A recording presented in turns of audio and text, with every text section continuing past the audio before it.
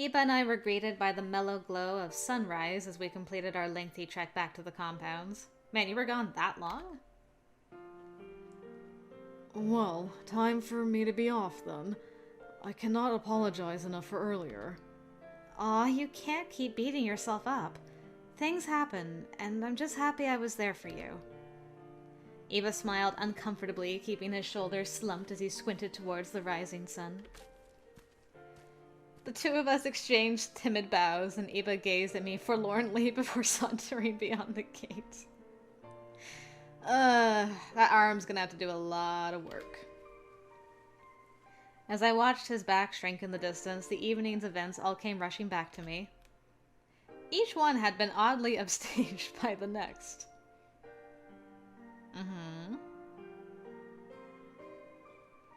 Eva's bold imposition seemed so out of character. I fixated on it, swirling the memory around in my thoughts like a stray leaf floating in a cup of tea. If Eva hadn't possessed the wherewithal to stop himself in the middle of it, then we would've... I noticed myself blushing, and felt ashamed for having even fantasized about what had happened. No! More of this. One of you's gotta make a move. In an effort to distract myself, I stared up at the sky as it gradually brightened, forming playful images of the cumulus clouds grouped in thick bunches. Had something gotten into him? Or did Iba have feeling— No. Thinking about it could only hurt me, and I stepped back inside the compounds to rest after the long, arduous night. Oh, this is gonna be so painful. February 1868. Orders came from the shogunate for the Shinsengumi to march to Kofu, and in order to detract any unwanted attention, they became the Koyo Regulatory Company. Once word of the new orders spread throughout the group's ranks, the entire compounds erupted in chaos as every able-bodied soldier scrambled to prepare. Yukimura, you ready to go yet?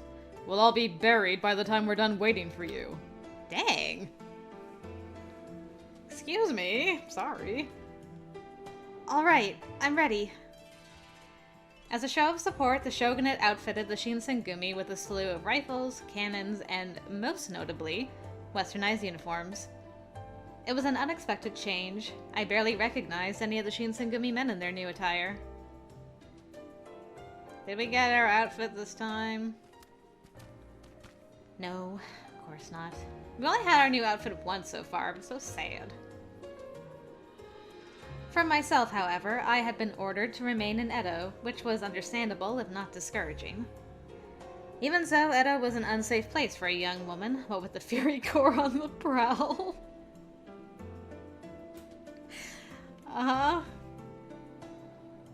So it had been decided that I would await their return in Iba's custody within his humble abode.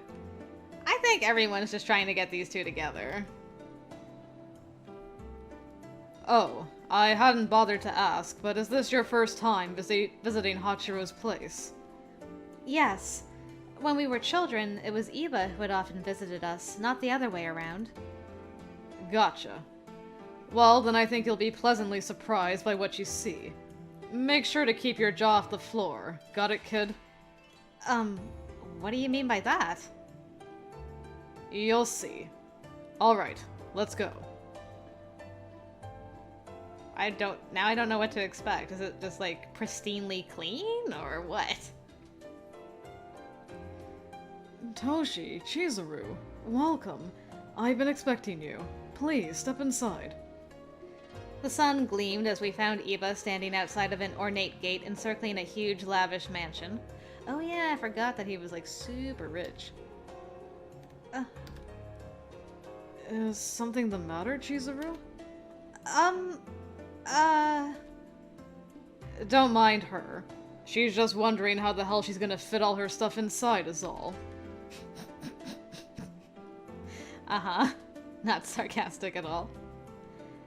Despite Hijikata's sarcastic mockery, he was right. I was trying to think, can it fit everything I brought with me? Though not about fitting my belongings, I was entranced by the sheer size of Iba's estate. His lush courtyard rivaled the neighborhood in which I had grown up by nearly twofold, and that wasn't including the remainder of his enormous property. Suddenly, I had a greater sense of Iba's status as a Hatamoto, realizing what entailed being heir to one of the most illustrious dojos in the country. Hopefully, this has no bearing on how you may currently perceive me. My family and its privileges are merely happenstance of birth. That is all. Now, please come inside. You may not recall him, but Motoyama will be joining us as well. How could I forget Motoyama? Look at that boy. A close affiliate of Hachiro Iba's, who works as one of the Tokugawa shogunate's Hatamoto. He later serves in the Yugeki unit with Iba. I'm curious, how did he fall in with Chizuru? I can't remember if that was explained at all in the first game or not. But, their ranks and station are much bigger than I thought. I mean, under, the fake life she was leading as a doctor's daughter, it is not... She is kind of a princess by demon standards, but anyway.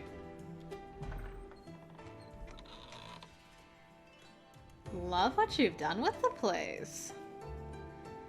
As Hijikata and I stepped foot inside of Iba's elegant home, Motoyama rushed to stand and greet us. Oh, salutations! It has been a while, Hijikata, sir.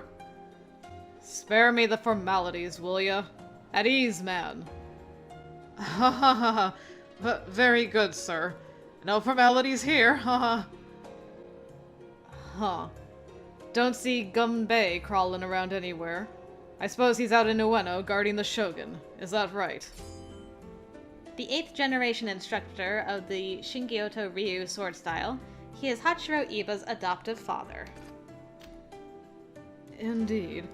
As of now, the only other people residing in the mansion are myself and a handful of caretakers. You hear that, Yukimura? Sounds like you can relax a little bit. This will be the perfect place for you to keep a low profile while we're gone. I sincerely appreciate your generous hospitality. The pleasure is all mine. I am elated to have you.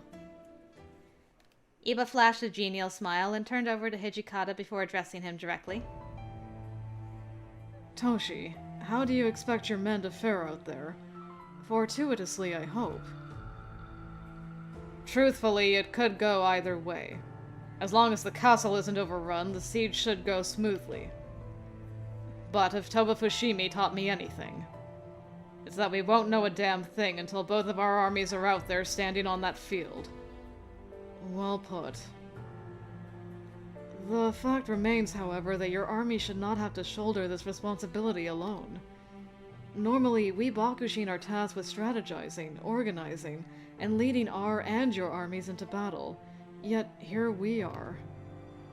What are you talking about? Your main priority as a Hatamoto is ensuring that no one touches the Shogun. Leave the grunt work to us. Your time will come. We'll make goddamn sure of it. Yes. Something tells me that you're right. In the meantime, watch out for Yukimura, alright? She's a troublemaker. Why is everybody calling me a troublemaker this time around? I don't like being called out so much. Hijikata's eyes darted towards me and he sneered coyly before rushing out of the mansion without another word. Toshi. Immediately following Hijikata's departure, Iba kept his head pointed towards the floor, sinking into an inexplicably foul mood. Hey, Iba. Cheer up, friend. All of us, myself included, are frustrated with how the Shogunate is choosing to conduct its affairs. Even the legendary Hijikata can attest to that. There will be plenty of opportunities for the Bakushin to step up their efforts in joining the war. Yes. Yes, I'm aware of this. However, Motoyama's optimism was unreciprocated by Iba, who had his own matters to worry about. I expected it to go beyond the Shogunate's faulty method of leadership, or the Bakushin's reluctance to participate in a war with insurmountable odds of victory. There is no turning back, and the life you lived as a human would cease, for you cannot interfere with human history. Princess Sen's stern warning from those distant months gone by immediately sprang to mind, and I was sure that they hadn't escaped Eva either. Which means that even if the Bakushin were to change their minds, Eva would be forced to observe from the shadows, forbidden from entering the fray. I carefully chose how I'd wanted to respond. Eva, since I'll have to remain in your care for some time, I would be more than happy to help with chores around the house, or prepare you dinner whenever you'd like. All you have to do is ask. Aw, see how sweet she is, Iba. Yukimura's offered to serve as your personal chef. Huh? Oh. Are there any preferences you have for dinner? Don't hesitate to let me know. Nonsense. You are my guest. It would be unbecoming of me to permit a guest to prepare my dinner. What? You are too harsh on yourself. This is the ample opportunity to revel in the pleasures of a honeymoon without anyone else to impede on your celebration. Says the guy who's also here on our honeymoon? Honeymoon? Motoyama, what are you suggesting? Her? As my wife? I'm unfit to serve as a husband at this time. Yeah! Besides, I'd never be good enough for Eva. Well, well. It seems both of you are stuck on the woe is me, I'll never be good enough for the other stage of your relationship, eh? You call them out, Motoyama. You go.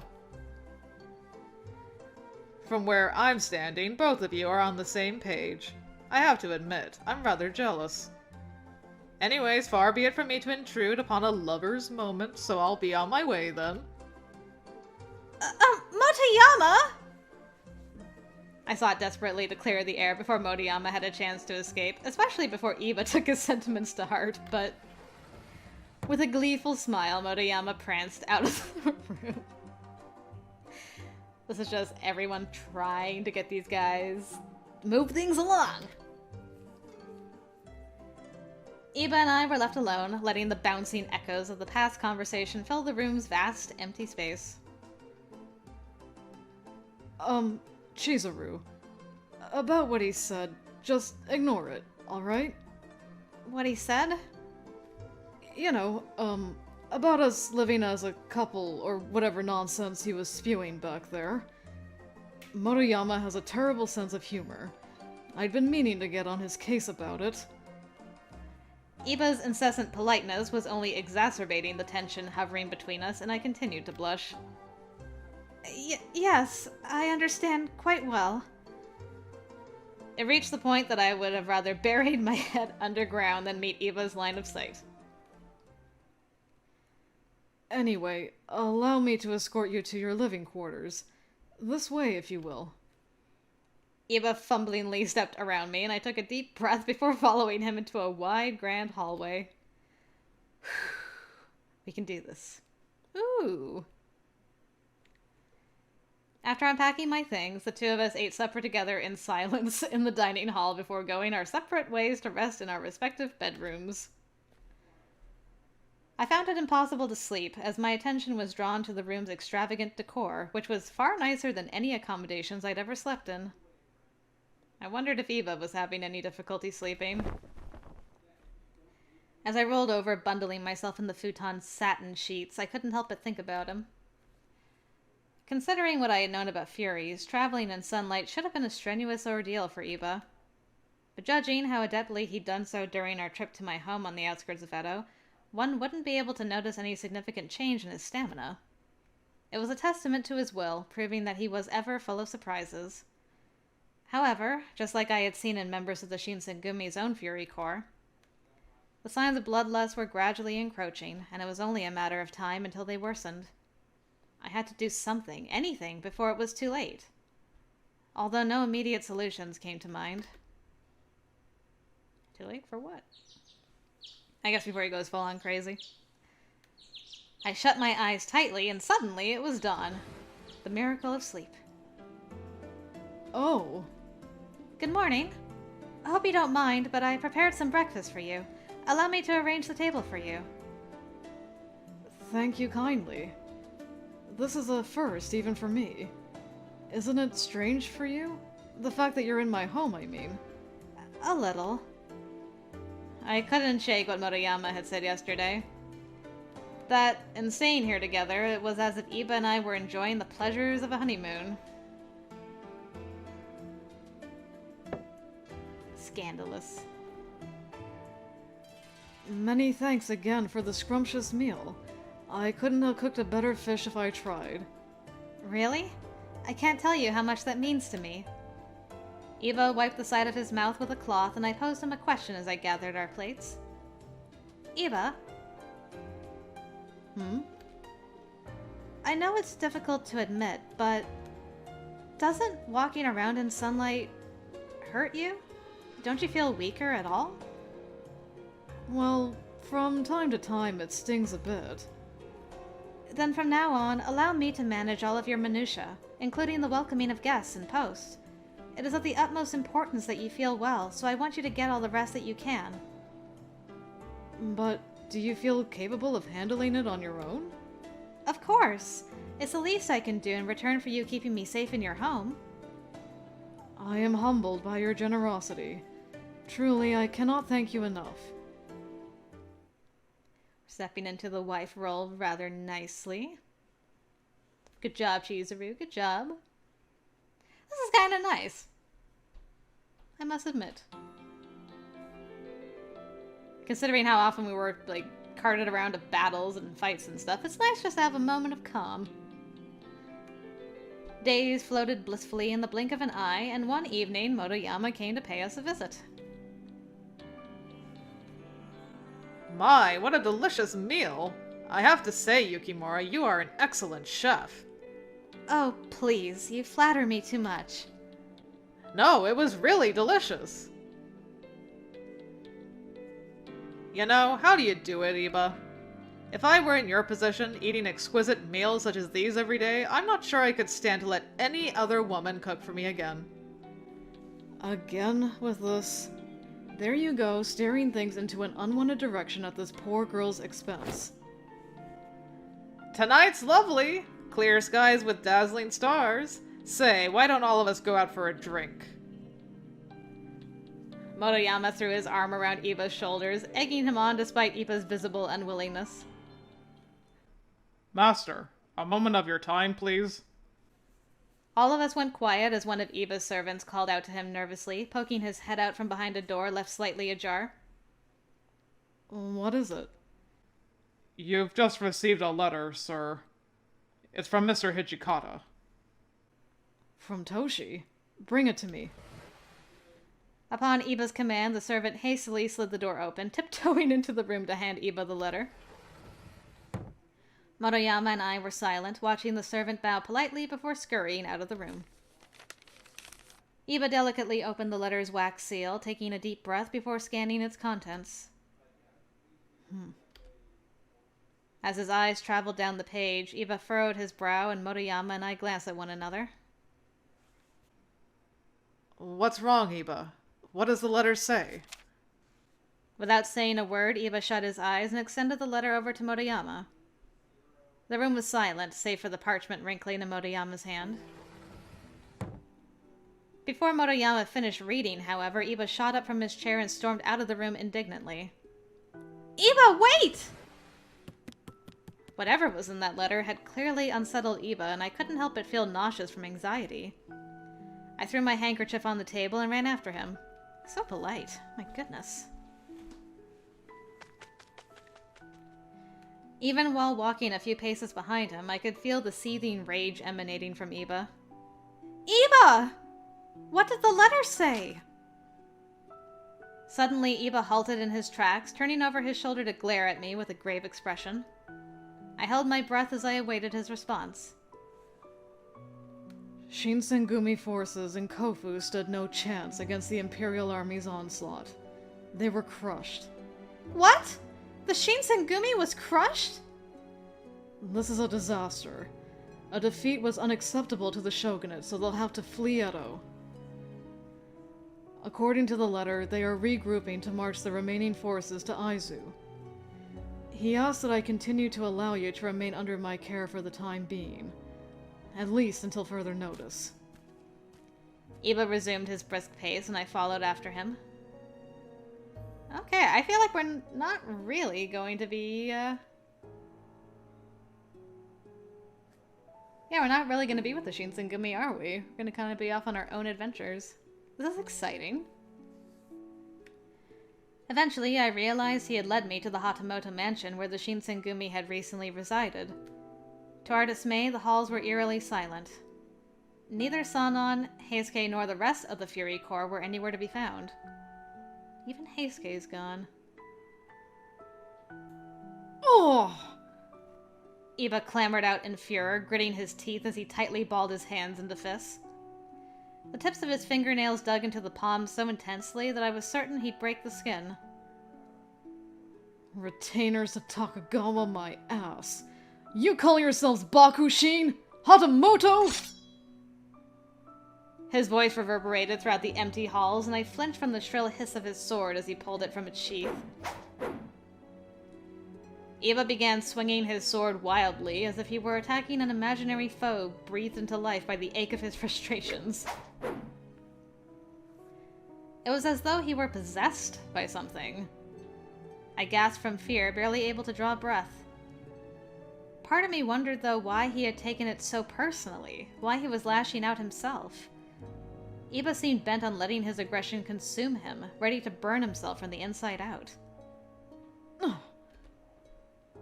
Then he took a minute to catch his breath, his shoulders moving up and down in exaggerated movements as he lowered his weapon. Why are you so upset? I asked him a question timidly, and through panted breaths he coldly offered his response. The Shinsengumi and Toshi weren't sent to Kofu because anyone actually expected them to make a dent in the Imperial forces out there. So, what were they sent for, then? Shogunate higher-ups negotiated an arrangement that included purposely driving them out of Edo. So that, when the Edo castle was finally surrendered to the Imperial army, it would be done non-violently. Though it was news to me, apparently Iba had known for some time that Edo Castle was guaranteed to our enemies, meaning that the Shinsengumi was misled. Upon hearing the news, I was positive that Iba was keenly aware of what the Imperial Army ultimately hoped to gain from this detestable arrangement. After all these years of the Shinsengumi risking their lives out of loyalty to protect Lord Yoshinobu, the Shogunate ruthlessly feeds them to the dogs. Is this what the Takagawa clan's vassals have become? They sneer upon the Shinsengumi from their ivory towers, but at the first sign of trouble, just hand over Edo Castle like cowards. It was clear that Iba was severely distraught, and I was unaware he could ever become this angry. Finally, he heaved one last breath before shutting his eyes and muttering softly. No. I too am responsible for this happening. Like all of the other Bakushin. I was complicit and did nothing. I wondered. If Iba had never fused the demon's arm to his body, then would he have been able to make a difference? You cannot interfere with human history. You cannot interfere with human conflict. Sen's words echoed in my brain like a bell. If he hadn't agreed to these conditions, then perhaps he could have fought alongside all of his dear friends. Surely, I thought, his desire to do so lingers. Comforting Iba in his wounded state was difficult, so I carefully deliberated what to tell him. Gosh.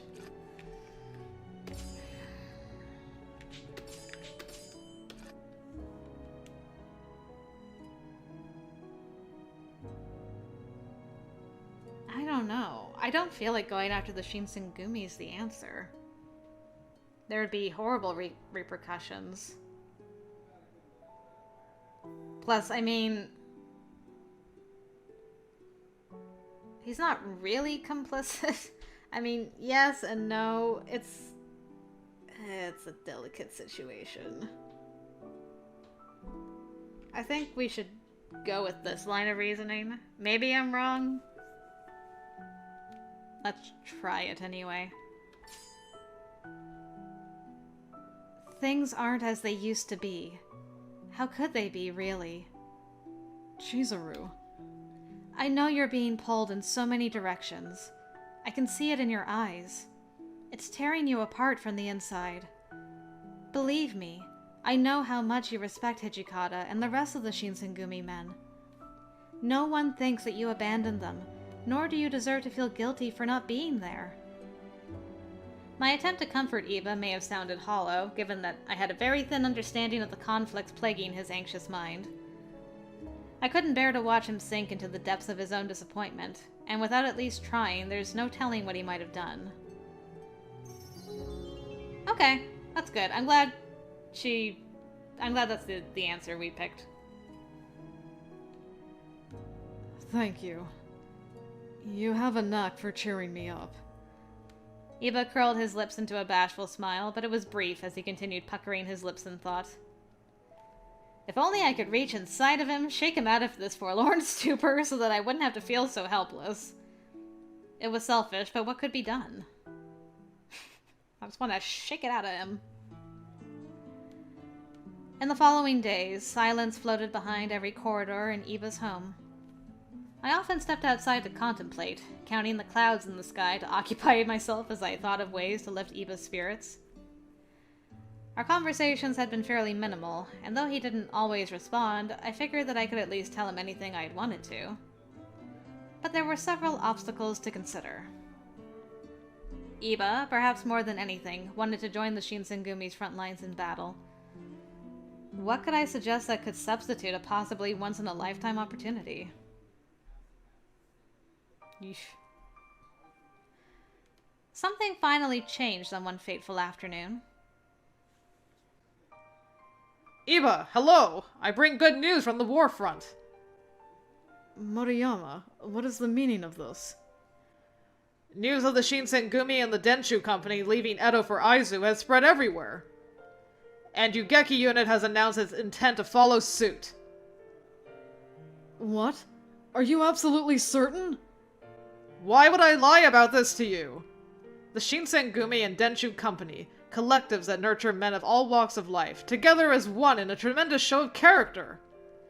Naturally, upon witnessing this, the Bakushin finally relented and decided to get their act together. Iba fell silent, mouthing Motoyama's own words for a minute. Sadly, I shan't be joining. Please notify the group that I cannot attend and apologize in my stead. Motoyama froze, blinking incredulously as Iba's response failed to register. I mean, fair. What? Wait a minute. What do you mean you won't be joining? There are reasons I cannot disclose. I'm sorry. Hey, wait a minute! We have an obligation to serve the Takagawa clan, do we not? After all those times you complained about the higher-ups not bothering to take any action, you can't just quit now. If you miss this chance, then there may not be a second! Look, you'll just have to take me at my word for it. Please respect my decision and leave it at that. Ugh. Motoyama opened his mouth to speak, but nothing else came of it, and I suppose he had sensed that Iba's refusal was the end of it. Think about it some more, will you? I, and certainly not the Ugeki unit, won't feel right unless you're there with us. I wanted us to show the Satsuma Choshu that the Bakushin aren't a bunch of pushovers. Here, I brought a portmanteau for you. Inside of it, I've packed a tailored uniform for you, so if you plan on joining us, you'd better show up in full garb. I don't need it. I already told you. Think about it, okay? This isn't up for debate. If you really decide you aren't coming with us, then have one of your servants toss them. Motoyama glanced over to me and nodded his head before brusquely exiting the room. Are you really not going, Iba? Sen was perfectly clear that I am in no way permitted to use my powers against any humans. So that leaves me with few suitable opponents, notably Takeda, Kodo, and whatever Fury cohorts they have in their company. But open your eyes. The simmering tensions between the Imperial forces and what remained of the Shogunate were coming to a head, and fast. What if Motoyama, Hijikata, and all of our other friends in the Shinsengumi lose their lives before we get a chance to see them? Wouldn't the regret eat you alive? You might be sad now, but imagine if you had never got to say goodbye. Iba shut his eyes dramatically, as if he were wincing from intense pain. But even so. This is the path I've chosen. Once a warrior has made a vow, they are expected to keep that promise until they perish. I could practically recite Iba's answer as it escaped his lips. Because both the Tokugawa affiliate daimyo and the Hideyoshi daimyo were beginning to abandon the shogunate, these desperate times further inspired Iba to uphold an honorable, albeit sentimental, ideal of his duties and his conception of a warrior. Unlike Motoyama, though, I refuse to take no as an answer. Then allow me to ask one favor of you. It is my intention to follow after the Shinsengumi men and reunite with their vanguard. So, I humbly ask that you accompany me as a bodyguard on the journey there. And since all of them are going to join forces sooner or later anyway, it would be safer for us to join the Yugeki unit's convoy, wouldn't it? Girl's smart. Good job, girl. A twinkle flickered in Iba's eyes. Chizuru, you're... In this case, you aren't getting personally involved with the war. Nor would you be necessarily affecting human history either. You're just a bodyguard, taking care of one girl. Iba's mouth fell agape, and he was speechless for a second as I smirked wryly. After struggling to find the words, he returned a smile. Always full of surprises. Is this your coy attempt to have me meet up with the Shinsengumi? No, I'm the one who's meeting up with the Shinsengumi. You're just my bodyguard, Iba. There was no hiding my act of sophistry. But, having recalled Iba's furious tantrum, the way his face tightened as he attacked shadows in the Shinsengumi's abandoned headquarters, without a doubt, this was my best form of recourse. Besides, Takeda and my father are working together to produce an army of furies. I can't help but think that, when the opportunity arises, we're going to have to face that army. Point well taken. It is my duty, after all, to eradicate them. Very well. Give me a moment to inform Motoyama, then. Really? I'll grab the inkstone for you! I rushed up the staircase, heading for Iba's study to grab the brush and inkstone for him. Thank you again, Chizuru. Truly. I am forever in your debt. Sincerity dripped from his words, and it warmed my heart to see him smile like that again. Above anything, there was a selfish pleasure to be gained in catering to Iba's whims, one that I couldn't help from chasing at every opportunity.